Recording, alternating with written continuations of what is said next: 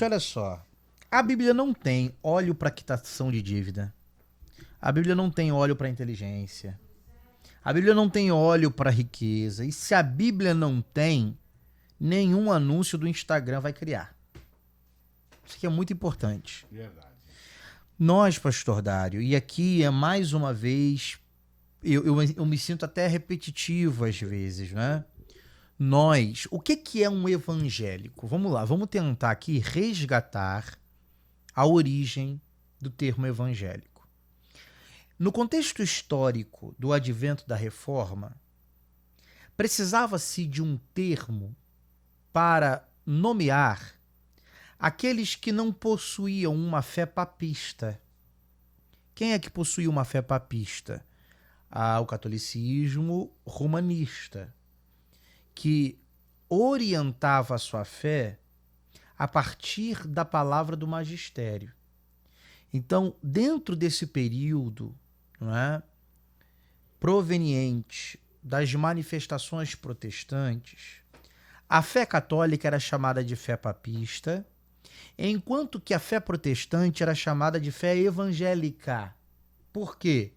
Porque se advogava um retorno à fé dos evangelhos, ou seja, a fé escriturística. Então, o termo evangélico nasce dentro desse contexto histórico, onde a fé cristã via a necessidade de um retorno às escrituras. Então, historicamente, evangélico é quem guia sua fé pela Bíblia. A pergunta é: qual texto da Bíblia nos autoriza a crer nessa diversidade de olhos ungidos? Nenhum. E se não há texto, não deveria haver crença. Esse é o nosso problema, Pastor Dário. Nós temos uma facilidade muito grande de crer em coisas que não há texto. E quando há texto, há textos narrativos. Eu já usei aqui períodos de conclusão de enquete para ensinar isso. Textos narrativos não constroem doutrina. Textos narrativos apenas relatam um acontecimento no passado, mas a Bíblia não tem pretensão de garantir que esse acontecimento se repetirá. Para a construção de uma doutrina é necessário que a doutrina seja respaldada em algum texto normativo, que é quando a Bíblia não apenas descreve um fato, mas ela estabelece uma regra, uma norma. Então, é muito importante que a gente tenha essa clareza e essa maturidade na hora de usar o texto bíblico, né? Eu até dou um exemplo que é cômico, mas ilustra a mentalidade do ouvinte sobre textos narrativos e textos normativos. Quando eu digo, não é porque eu quero ouvir a voz de Deus que eu vou procurar uma mula, para que a mula fale comigo só porque a Bíblia relata que uma vez a mula foi usada por Deus para falar com Balaão. Por que eu não procuro uma mula, mesmo querendo ouvir a voz de Deus? Porque o texto que relata esse episódio é um texto narrativo. E eu não posso procurar um texto narrativo para fundamentar uma crença sobre o que acontecerá comigo e o que eu posso viver ou não. Então, onde não há texto, não deveria haver crença, mas o movimento evangélico cultiva um monte de crença que não há texto. E a enquete de hoje é um exemplo disso. Não existe nenhum texto que garanta o uso dos olhos para uma diversidade de funções e de finalidades. Não há. Então, o primeiro problema desse anúncio que a gente analisou aqui hoje é a especialização. Então, a ideia de que existe um óleo para cada necessidade específica, né? Isso não vem da Escritura. Isso vem de uma lógica mágica, de feitiçaria. Aí sim, né? Que tem quem aqui nunca viu esses desenhos, né? Tom e Jerry, Looney Tunes, que tem a bruxa. Aí a bruxa faz as porções, né? Faz as porções dela, coloca asa de morcego, pé de galinha. E ali, daquela porção, nasce, não é, uma substância que tem poder de realizar um efeito específico. Isso é a ideia de bruxaria. E de bruxaria bem fantasiosa mesmo, né? Essa coisa da simpatia também, né? Simpatia é muito assim. Ser juntos os ingredientes da simpatia.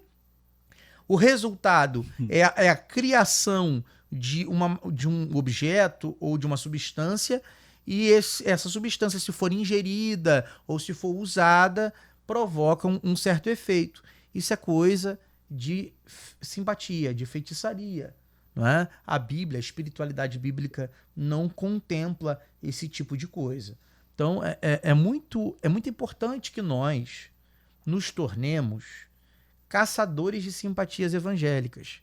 É muito importante que nós possamos combater esse tipo de coisa. Isso, porque tem muito crente que ele não se enxerga como idólatra, não se enxerga como feiticeiro, mas ele ama uma mandinga evangélica. Ele ama uma mandinga gospel. Então a gente tem que tomar muito cuidado. O segundo ponto é a mística em torno de Israel.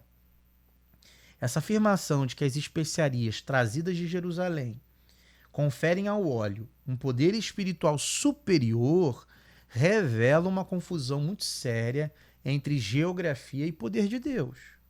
Tá? É verdade que Israel possui uma história com a revelação divina. Essa história ela é poderosa, mas não existe fundamento bíblico para crermos que a pedra de Israel tem poder de alguma coisa, que a água do Jordão seja mais espiritual que a água que o pastor Dário usa lá no batismo da Cristo Reina. Assim como essas especiarias, essas essências, como se um óleo ungido que você comprou naquela lojinha evangélica, né? Porque vende na lojinha evangélica, né? Aquele óleo é menos poderoso que o óleo que tem o ingrediente lá balsâmico de Judá, tá? Não existe nenhum sustento bíblico nesse misticismo. E não é porque envolve Israel que deixou de ser místico. Né? Claro. Porque tem gente que, assim, consegue reconhecer uma mandinga, mas se botar a bandeira de Israel, deixou de ser mandinga e vira ato profético. Mas é tão mandinga quanto. Não é porque é sobre Israel que deixou de ser mandinga. Não é porque é sobre o povo, ou a geografia do povo de Deus, que deixou de ser uma feitiçaria. Continua sendo, porque é a manipulação do mundo espiritual a partir de objetos. A Bíblia nos ensina a manipular o mundo espiritual a partir de objetos. Você encontra esse ensinamento nos apóstolos? Você não encontra esse ensinamento na igreja primitiva. Ah, mas e o lenço que curou? Ora, um bom método interpretativo é o seguinte, vamos lá. O lenço de Paulo curou. Tá, mas você encontra alguma epístola do próprio apóstolo Paulo ensinando, por exemplo, a igreja de Éfeso: olha, orem, consagrem os panos, porque os panos vão curar, porque o meu pano curou? Não, porque o próprio apóstolo Paulo, ele sabia reconhecer o que deveria ser doutrina e o que não era, o que era apenas um ato, uma intervenção de Deus específica naquele período. Então a gente precisa amadurecer até mesmo a nossa própria leitura bíblica. Então o que a Bíblia de fato nos ensina sobre óleo? No Novo Testamento, o uso do óleo aparece de maneira mais protagonista em Tiago capítulo 5, versículo 14, onde o apóstolo ou o autor bíblico, há uma discussão sobre quem é esse Tiago, autor da epístola, há uma instrução ali do autor sobre o quanto que os enfermos deveriam ser alvos da assistência dos presbíteros, que deveriam orar e deveriam ungir com óleo em nome do Senhor. E é evidente ali no texto que não é o óleo que cura, não é o óleo que manifesta a dádiva divina. O óleo é um símbolo que acompanha a oração. Óleo é um símbolo que acompanha a oração. E por quê? Porque nós estamos nos referindo ao Oriente Médio Antigo. E o Oriente Médio Antigo acreditava, pastor, que o óleo era uma substância curativa. Era uma substância medicinal. Sim. Então, a associação era, olha, nós estamos aqui orando com o óleo, e assim como o óleo cura de maneira natural, com a oração haverá um efeito sobrenatural. Então tem muito a ver também com a mentalidade daquele tempo, não é? Sobre o símbolo da cura naquele momento. Qual era o símbolo da cura naquele momento? O óleo. Então leve o óleo, mas também orem para que a cura aconteça, para que o enfermo seja assistido. Então, para terminar, para concluir, o óleo aparece na Bíblia como símbolo e não como substância mágica, não como substância sagrada, e isso precisa ser dito. Qualquer coisa que vá para além do símbolo deixou de ser um uso legítimo e se tornou mais um exemplo do quanto que o evangélico, quando se afasta da Bíblia, se torna mais um feiticeiro. Nós precisamos